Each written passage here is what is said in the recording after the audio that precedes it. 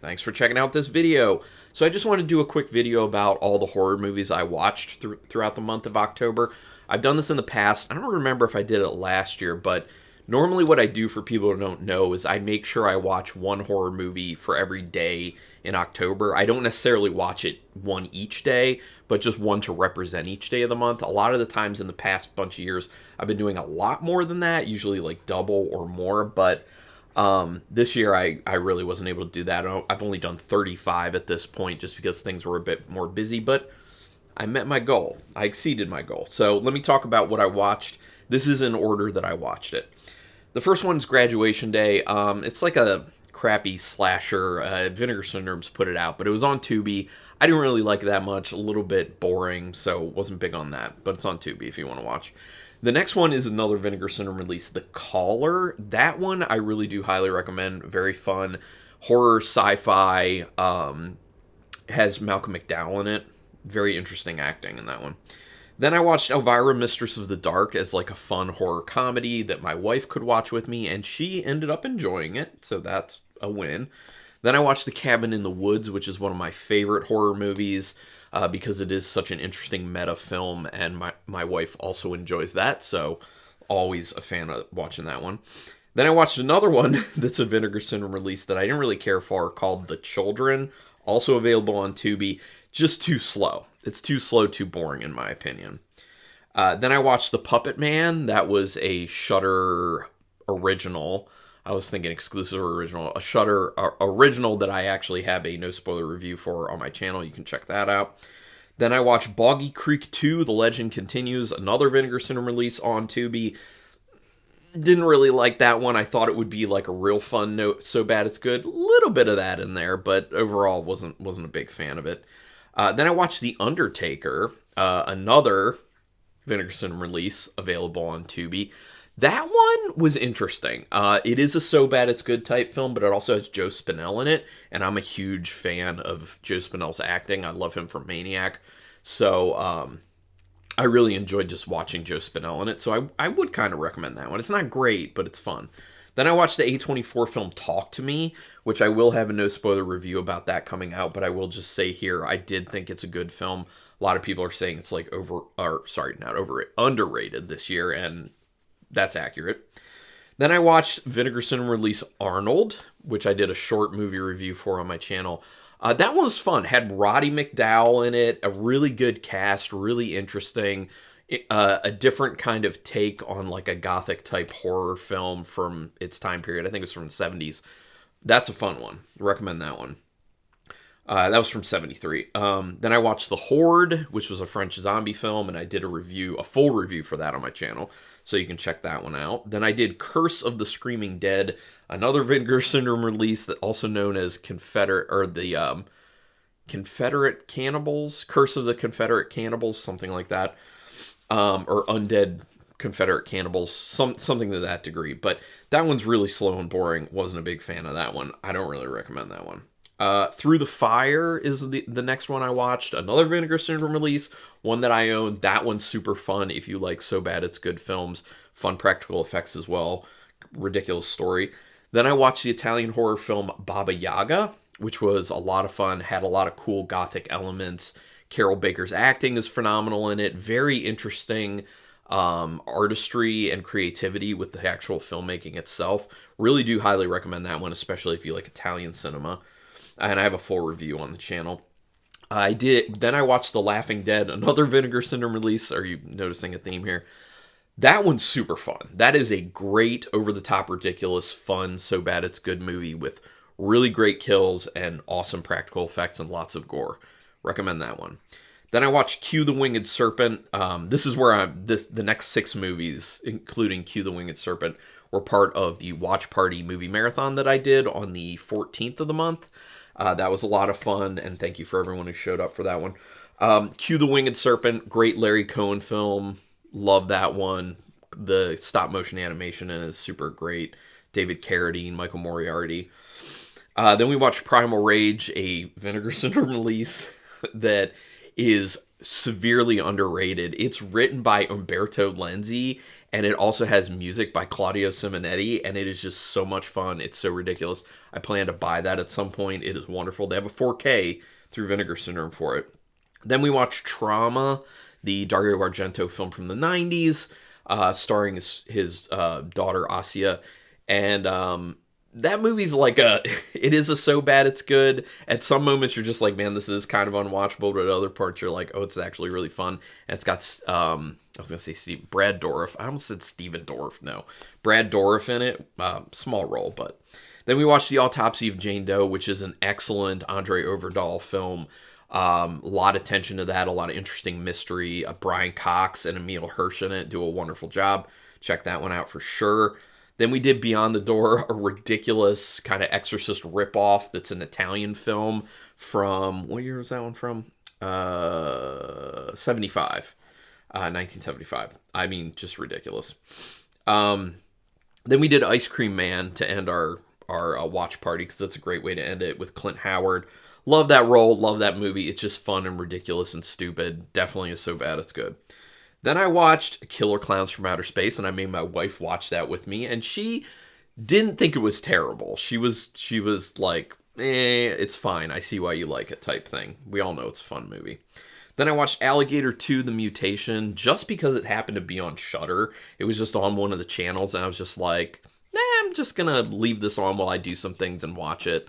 So I much prefer the original Alligator, but Alligator 2: The Mutation's fun. Got Steve Rails back in it. I do like that.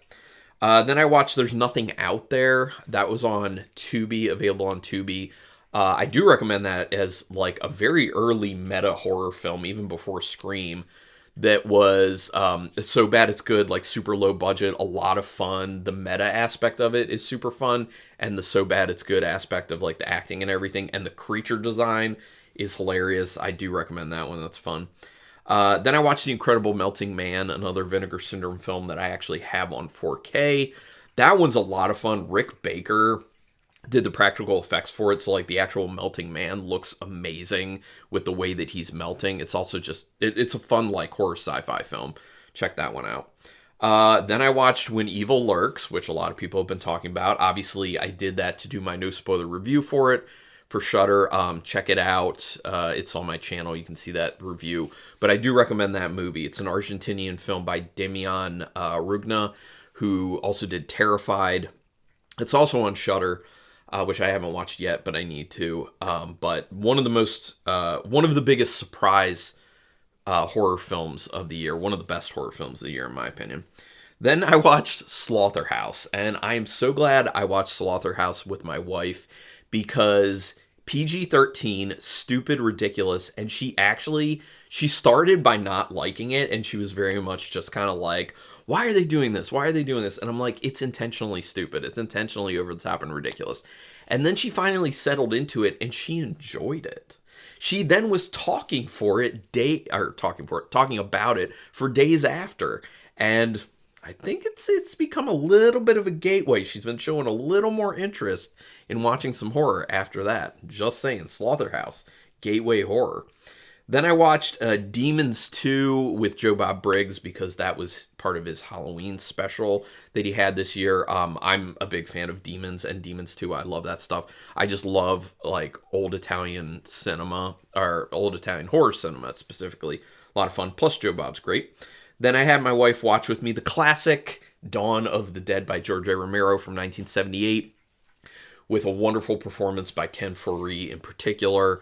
I think overall his career's been not what it probably should have been, in my opinion. I feel like he was underutilized in a lot of films. One of the biggest one being From Beyond.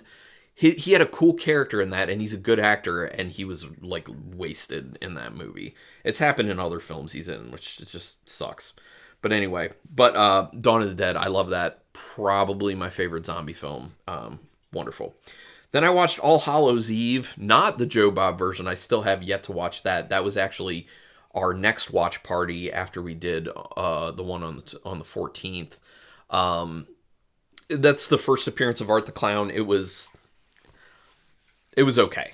I mean, the practical effects are cool, but I didn't really care for anything else. Then I watched my favorite movie of all time, and that's just not horror films. That's any film. The Shining. Love The Shining. Jack Nicholson's performance is just amazing.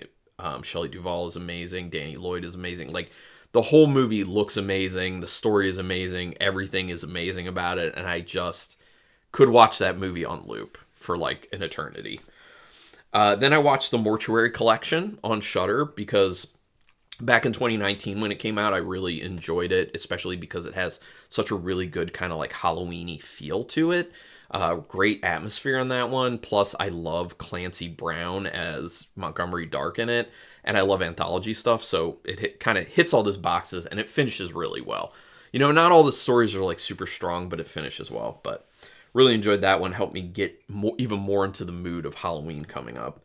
Then I watched Popcorn, the Joe Bob version from the his Halloween one from I think last year, from 2022. I'm not 100% sure which one that was, but I love Popcorn. It's one of my favorite so bad it's good horror movies.